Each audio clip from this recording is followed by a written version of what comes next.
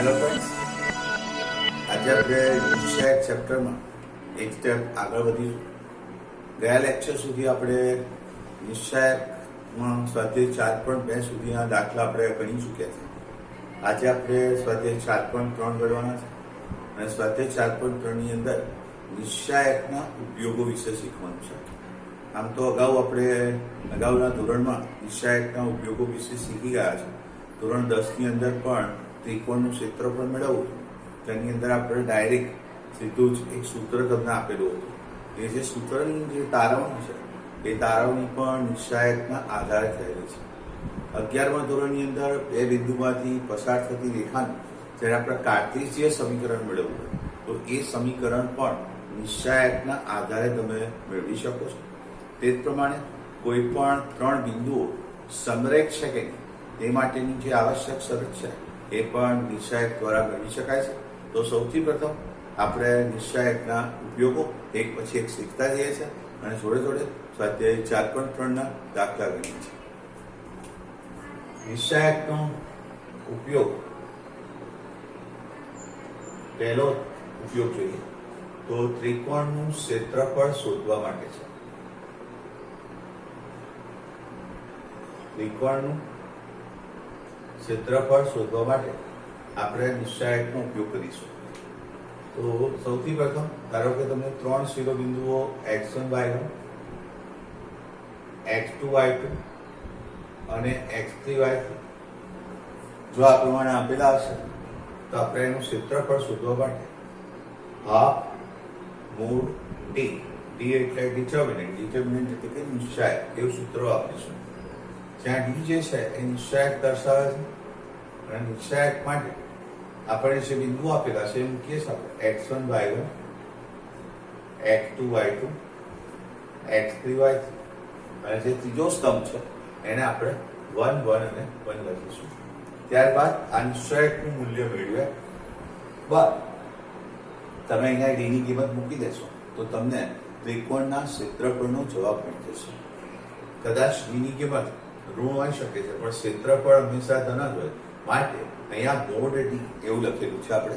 એટલે ત્રિકોણનું ક્ષેત્રફળ શોધવા માટે આપણે હાફ મોડ ડી એટલે ડિટર્મિનન્ટ એટલે કે નિશ્ચયક એ આપણે વાપરીશું અને એના ઉપર આધારિત છે આપણા સ્વાધ્યાય 4.3 માંથી દાખલા નંબર 1 જે છે આપણો એ એના ઉપર આધારિત દાખલો છે. એ આપણે લખીએ છીએ. જેમાં તમને ત્રણ શિરોબિંદુઓ ત્રિકોણના આપેલા છે 1 0 A1 0 B 6 0 અને C એ 4 3 છે. આ પ્રમાણે ત્રણ શિરોબિંદુ આપ્યા છે અને તે પરથી આપણે ત્રિકોણનું ક્ષેત્રફળ મેળવવું છે. સૌ પ્રથમ આપણે અહીંયા ડી નિશ્ચયક કરીશું જે આપણે આપેલા બિંદુના આધારે લખીશું 1 0 6 0 4 3 ત્યાર પછી 1 1 અને તે પરથી અહીંયા આપણે નિશ્ચયકનું સાદું રૂપ આપીશું. અગાઉ આપણે 4.1માં શીખી ગયા છે તે પ્રમાણે નિશ્ચયકનું સાદું રૂપ આપવું હોય તો જે હારમાં કે જે સ્તંભમાં મેક્સિમમ 0 આવતા હોય એને આપણે ઉપયોગ કરીશું. અહીંયા 2 0 અહીંયા આવે છે તો બીજા સ્તંભના આધારે એનું સાદું રૂપ આપીશ. એટલે આ સ્તંભ આપણે પસંદ કરીશું અને એમાં પણ પ્રથમ બે ઘટકો તો 0 0 છે એટલે લખવાની જરૂર રહેતી નથી. આ બીજા સ્તંભમાં પ્રથમ ઘટક માઇનસ લખાય છે, બીજો ઘટક પ્લસમાં લખાય છે અને ત્રીજો ઘટક ફરીથી પાછો માઇનસમાં લખાય છે. એટલે 3 લઈ એ હાર અને સ્તંભ દૂર કરીએ તો આપણને 1 1 6 1 આ પ્રમાણેની કિંમત મળશે. એટલે -3 1 ઓછા 6 એટલે કે આપણે -5 માઇનસ માઇનસ પ્લસ 15 આ પ્રમાણેની કિંમત મળશે. તો આપણે જે નિશ્ચયકનું મૂલ્ય છે આપણે 15 મેળવ્યું માટે ત્રિકોણનું જે ક્ષેત્રફળ છે એ હાફ મૂળ ડી એ પ્રમાણે 1/3 અને 15 એટલે આપણને 15/3 એવું ત્રિકોણનું ક્ષેત્રફળ મળશે. તે જ રીતે આપણે બીજો દાખલો જોઈશું. જેમાં 2 7 1 1 અને 10 8 એમ 3 શિરોબિંદુ આપેલા છે, તેનો ઉપયોગ કરી અને આપણે ક્ષેત્રફળ મેળવીએ. સૌપ્રથમ નિશ્ચાયક 2 7 1 1 10 8 અને ત્યાર પછી અહીંયા 1 1 અને 1 છે. તો અહીંયા પ્રથમ હારના આધારે આપણે સાદુરૂપ આપીશું. 2 લઈએ તો 1 ઓછા 8 માઇનસ 7 લઈએ તો 1 ઓછા 10 અને અહીંયા 1 લઈએ તો 8 ઓછા 10. 2 માઇનસ 7 7 થઈ 1 ઓછા 10 માઇનસ 9 અને 8 ઓછા 10 એટલે કે માઇનસ 2. 7 ગુણ્યા 2 14 થશે. 7 9 63 માઇનસ 2 એટલે 63 માંથી આપણે 16 કાઢી લઈશું તો 47 મળશે. અને ત્યાર પછી ત્રિકોણનું ક્ષેત્રફળ એ આપણને આ ગુણ ડી એ સૂત્ર પ્રમાણે 1/3 અને 47 એટલે 47/3 આપણને ક્ષેત્રફળ મળશે. તો આ પ્રમાણે આપણે દાખલા નંબર 1 જોયો. હવે એ જ રીતે આપણે નિશ્ચાયક જે બીજો છે ઉપયોગ છે એ જોઈશું કે જેની અંદર આપણે 3 બિંદુઓને સમરેખ કરતા હશે. A x1 y1, B x2 y2 અને C x3 y3. આ સમરેખ હોય,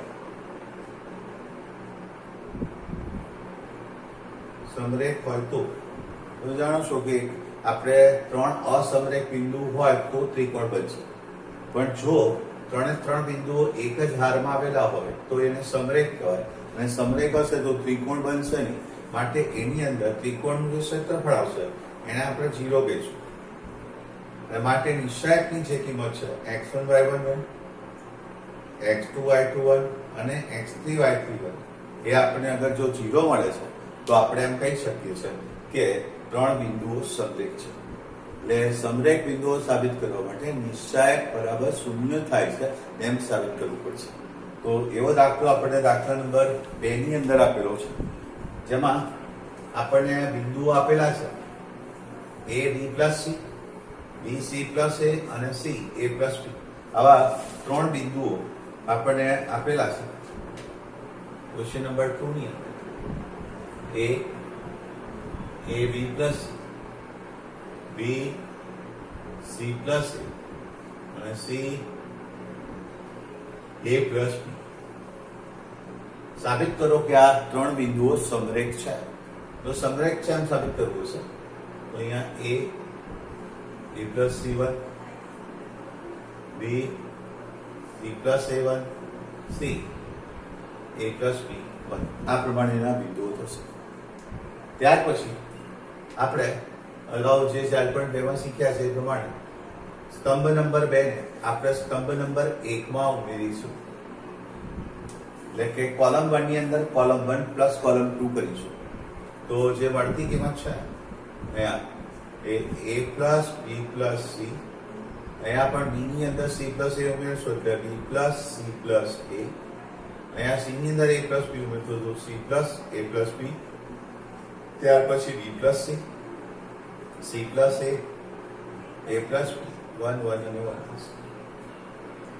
ત્યાર પછી કોલમ નંબર 1 માંથી જો આપણે a plus b plus c એવું આપણે કોમન કાઢી લઈશું તો અહીંયાથી a plus b plus c common કાઢીએ તો 1 1 1 1 1 1 એટલે કે સ્તંભ નંબર 1 અને સ્તંભ નંબર 3 એ આપણને સમાન મળશે.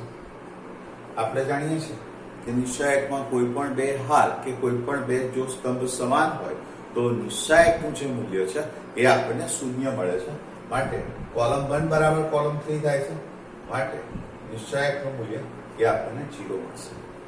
તો આ પ્રમાણે આપણે દાખલા નંબર 2 જોયો, જેની અંદર નિશ્ચાયકનો બીજો ઉપયોગ એટલે કે સમરેખ બિંદુ સાબિત કરવા માટે નિશ્ચાયક બરાબર 0 થાય છે એમ સાબિત કરવું પડશે.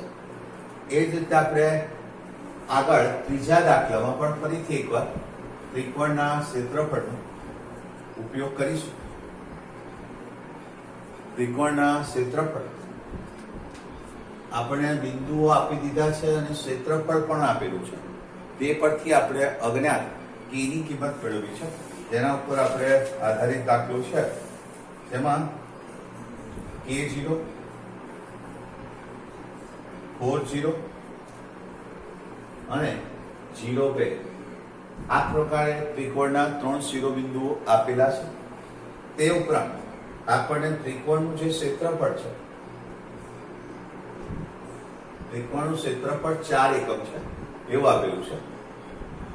તો તે પરથી આપણે k નું મૂલ્ય મેળવવું છે. તો સૌપ્રથમ અહીંયા આપણે નિશ્ચાયક બનાવીશું, જેમાં k01 4 0 1 0 2 1 આ પ્રમાણેના 3 બિંદુઓ લઈશું. ત્યાર પછી અહીંયા એનું સાદુરૂપ લખીશું. k લઈ 0 ઓછા 2, અહીંયા 0 લઈ જવાબ 0 જ આવશે એટલે લખતા નથી, પ્લસ 1 લઈએ તો 4 ગુણ્યા 2 8, 8 ઓછા 0 થશે. માટે નિશ્ચાયકની કિંમત 2k - 2k + 8 થશે. હવે ક્ષેત્રફળ આપણે જાણીએ છીએ તે પ્રમાણે હાફ મોડ d એવું સૂત્ર લખીશું, જેમાં ક્ષેત્રફળ 4 એકમ છે